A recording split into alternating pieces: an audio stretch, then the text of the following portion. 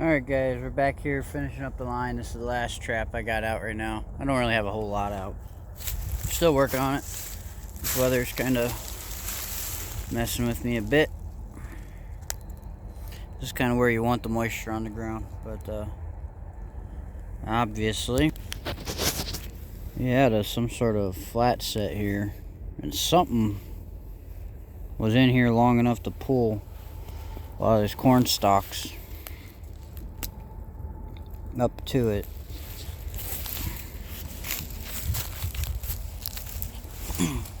I hope it wasn't a coyote.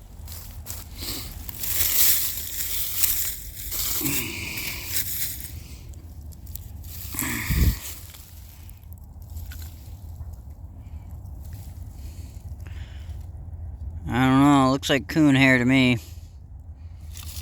I can handle a coon in this, as long as it wasn't a coyote. This trap's kind of old. I think it's lost some of its spring tension. It needs replaced. The spring's replaced on it, so I'm probably going to pull it and put a different one in here. I mean, I think it has enough. It's held a coyote once this year, but it's just that borderline. But I am seeing blood here and there, so maybe it was a chew out type deal. But if it was caught out here, I mean, there's a whole lot of nothing out here. I just got this one little brushy fence line, and I'm playing the wind's blowing this way. So I'm thinking that I'm hoping them coyotes are working this brushy line, because there's a lot of meadowlarks and mice and rabbits and stuff in them. So, but I'm playing the wind with it, pushing my scent into that brush line, so if they're working the edge of it. But I'm about, I don't know, maybe 10 yards off the edge of the brush line. Maybe 5, I don't know. Probably farther than 5, but that's what we're looking at. Yeah, there's a coon track there. But that's a little tip I had to learn the hard way, guys, back in my day, because when I first started trapping, I would have been right up against that, as close to that brush line as possible. But now I'm learning to play the winds a little bit better, and just actually watching coyotes work a field. Very rarely do I ever see a coyote running right along the edge of this stuff. Almost every coyote you see walking a field is out 10 to 20 yards into the field. And they're just working with the wind in their face. Just like a bird dog. I mean, your pointing dogs, they do the same thing. They don't work right through the brush pile. They work the downwind side of it, catching the smell, and then you'll see them beeline right into it. So, they're hunting dogs. So go off of what you see your hunting dogs do versus, and then watch what you see on coyotes as they're running fields during the daylight. It's just personal things, and plus I think they feel more comfortable out in this open. Yeah, that's what I got for you.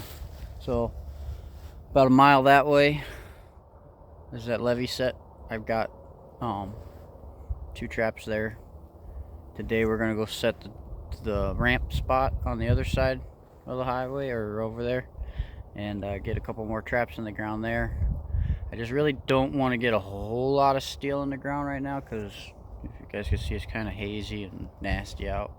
They're calling for rain here, freezing rain, snow mix, which if I have to redo a dozen sets, it's fine. But if I have to redo 2 to 4 dozen sets,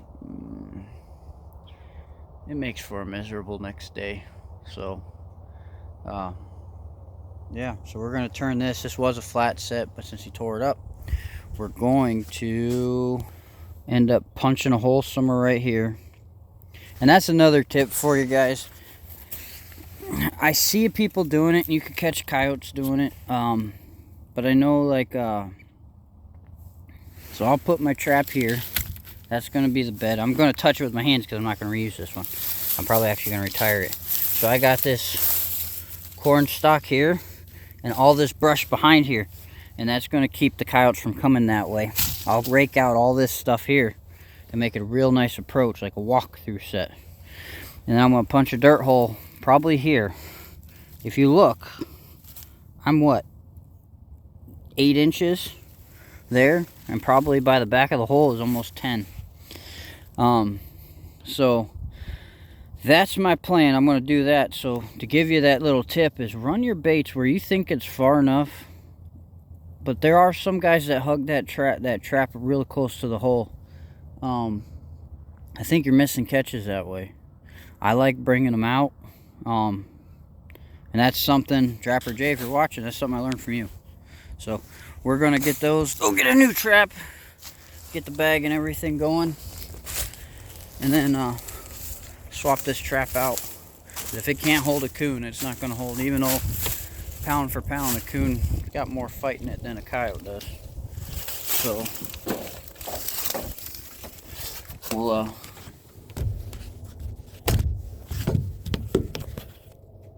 hang in there. My tailgate's stupid. Okay.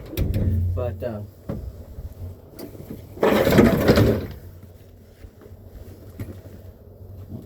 I mixed my gloves. Damn it. These ones got coon hair on them, so we're not going to use that one. I got remake gloves and new set gloves. Remakes are supposed to go in a different pouch. But,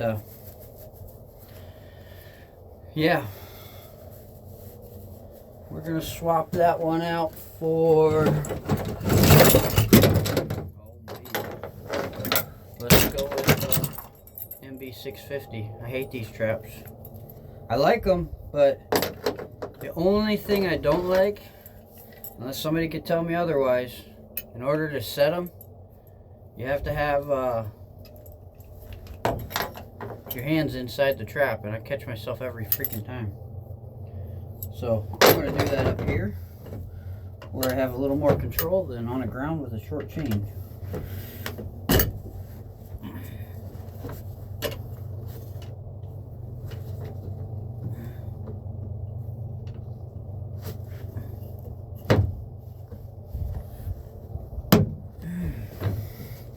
Yeah, so the only way to set it is this little lever right here. You got to push down with your thumb inside the trap. Then you got, because it latches on that bottom jaw right there, it you have to reach your hand inside to pull that pan up.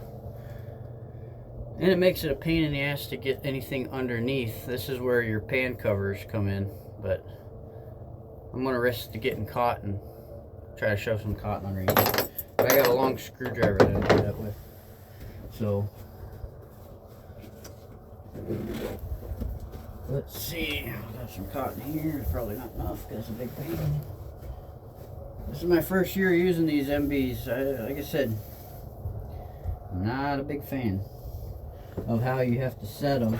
They seem like a pretty heavy duty trap. They put the wire on here to help reduce freeze down. I know that's a plus.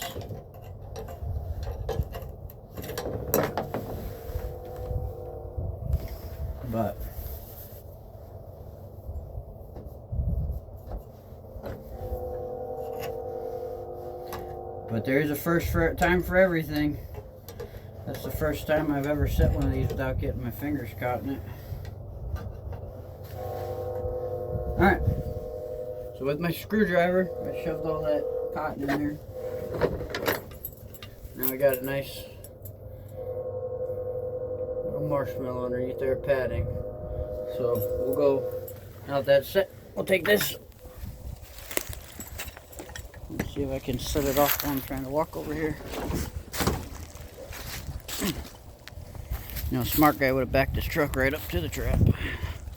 But I've never been accused of being a smart man. I'm just good looking. At least that's what I tell myself every morning. Let me see if I can find somewhere to maybe set you guys up to watch.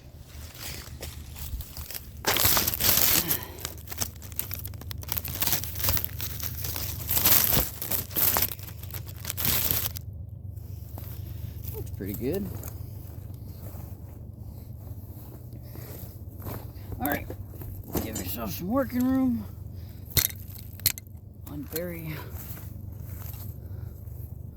the trap bed. Oh, I forgot my drill.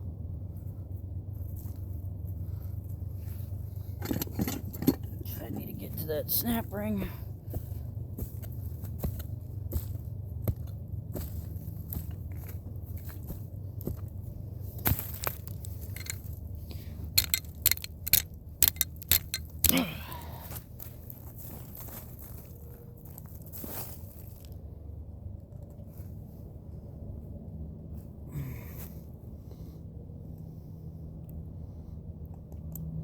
You guys probably seen that I changed out gloves from those big old cotton ones that I was wearing. I really like these ones. They're cheap, they're okay, but I like the dexterity I have with these little bit tighter ones. And I got small hands for gloves, so I like it. Alright, now I bury out my cable stake here. Hook the 650 on there.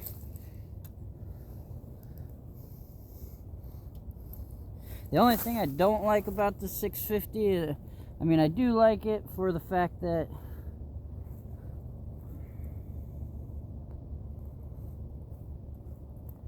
I'm pretty sure it's going to hold whatever it catches. And it looks pretty solid. But I'm pretty sure that's a pretty stout pan tension on that thing. Probably one of the easiest traps I've ever bedded. So all I'm doing now is just scraping all that dry dirt off from around it. We're going to save our old cotton off the other trap, and I'm going to shove it in the dirt hole. So we're just scraping it out, seeing where we're sitting at for ground level. Get our corn husks and stalks cleaned up out of the area. And then I'm going to pre-drill my hole because a lot of that dirt will fall right inside that trap.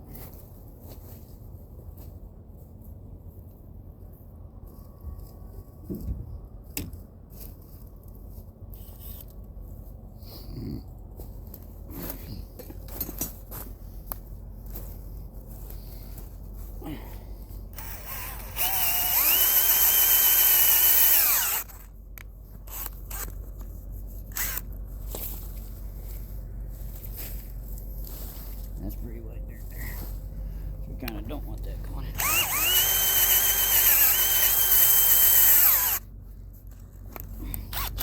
I need to get a smaller dirt hole bit here. This one's designed for planting stuff in the garden.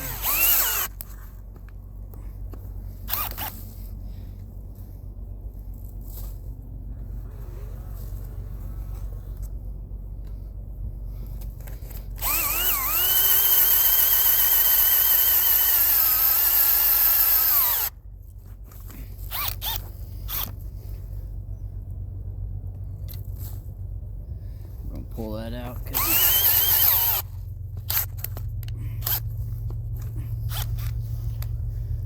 that's some pretty clayey soil there we're working with.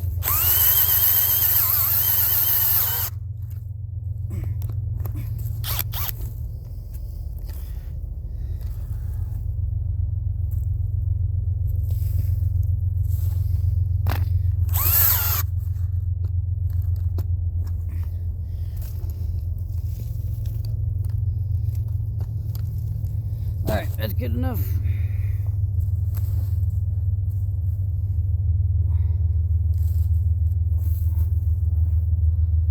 Alright, put our trap back in the hole. Make sure she's locked in.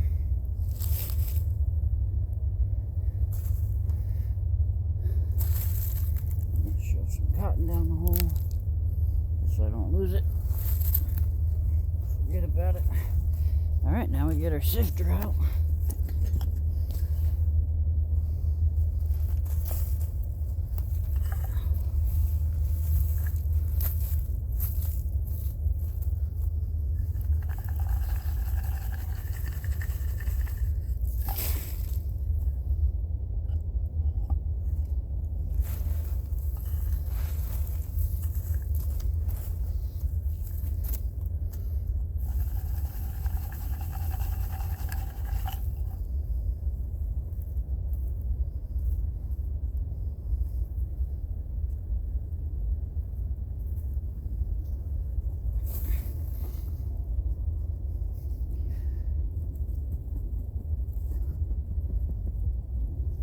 And don't be afraid to work that trap.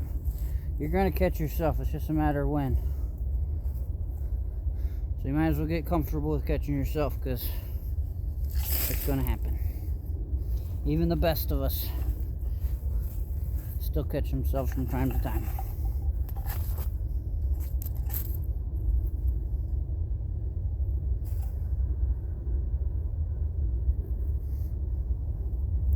Okay.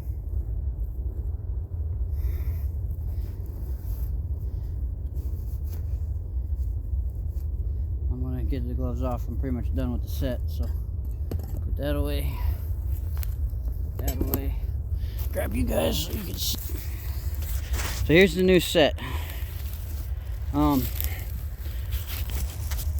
Ideally, I like my trap kind of almost center, maybe a little bit off center, but our pan is actually like right there.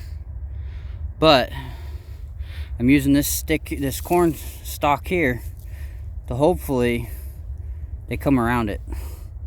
And plus it was a double dirt punch for a flat set, so somewhere over here there's still, and I might still punch another hole right there with my rebar just to kind of get them working the area. But my plan is with this, that should keep them from coming this way. So I want them to come right through there.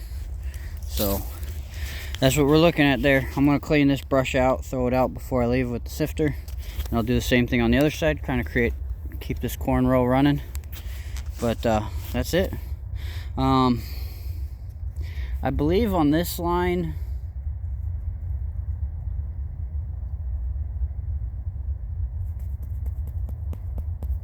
I think on this line I only got one trap with Trapper J's stuff on it. I was thinking I had another set over there, but we're doing a side-by-side comparison with these guys, the Bass Brothers. So that's what we got going on over there on the 2-track where we caught that coon yesterday. And you'll see that here. He'll be in this video. Probably already have seen it. But yeah, so we're doing side-by-side comparison with that one. But over here I got a trap here, and I got a trap set up on top of the hill over there for coyotes. And oh, I probably should get a longer stick.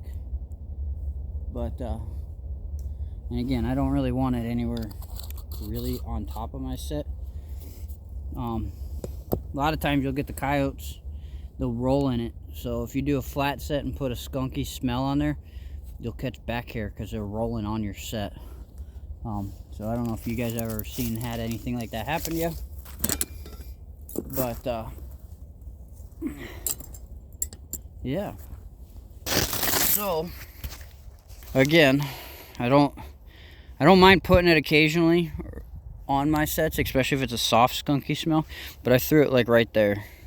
I want it upwind from my set. They could go over there, roll on it, do whatever in the hell they want to do on it, but they're going to be in this area now. They'll get over there, they'll roll on it, they'll stop here, smell this one, and hopefully pick them up.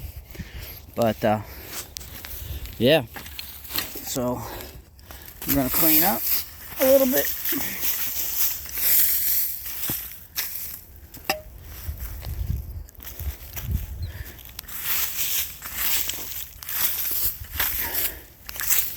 There you go.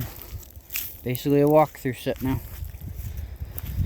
But I don't think I'm going to punch that hole. We'll see what this does. If I have some near misses where they're stepping over or through that stick, then I'll do something different. But less is more in my game. That's something I'm learning. As we always do, is I'm not a professional trapper by any means. I do get paid to trap in certain times of the year.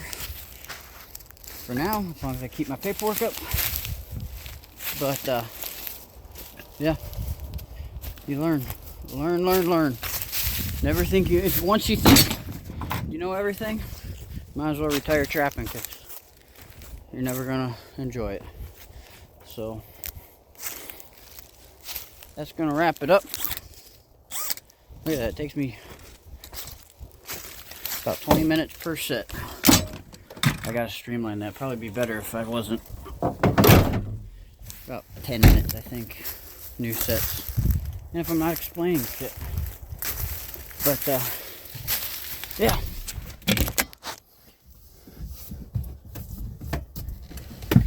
Whew. I'm literally 5 feet off of the property line here. I bet you if I got the hold of the farmers, I could trap on the other side. I'd like to get down by that single cottonwood down there on the bottom, but I haven't taken the time to do it. And plus, if they're coming there, they're gonna come this way. That's the only other place they go. We got that set there. I got that one actually flagged because of where it's at. I normally don't flag, but I did that one. So, yeah, this is the only water source for within a half mile, and then you get to the river. So there's a real good chance. Try to cut my trail here. Everything's coming to this water source to check out what's on the pond: coyotes, raccoons, deer. So the deer hunting property I also picked up this year, but you gotta catch them at the right time of year. Probably, I think it's better when the corn's standing, so you get that early, mid to late October. Probably be pretty good. But anyway, guys, hope you learned something. Like I said, don't ever stop learning. It makes the humbling a lot worse. So, just my thoughts on the deal, guys. Like this guy here, I don't know who does it. I'm gonna show you. I might get on my truck. But don't be this guy. I know some guys like to do it, but I honestly think every pond I've ever been to or a duck hunter has left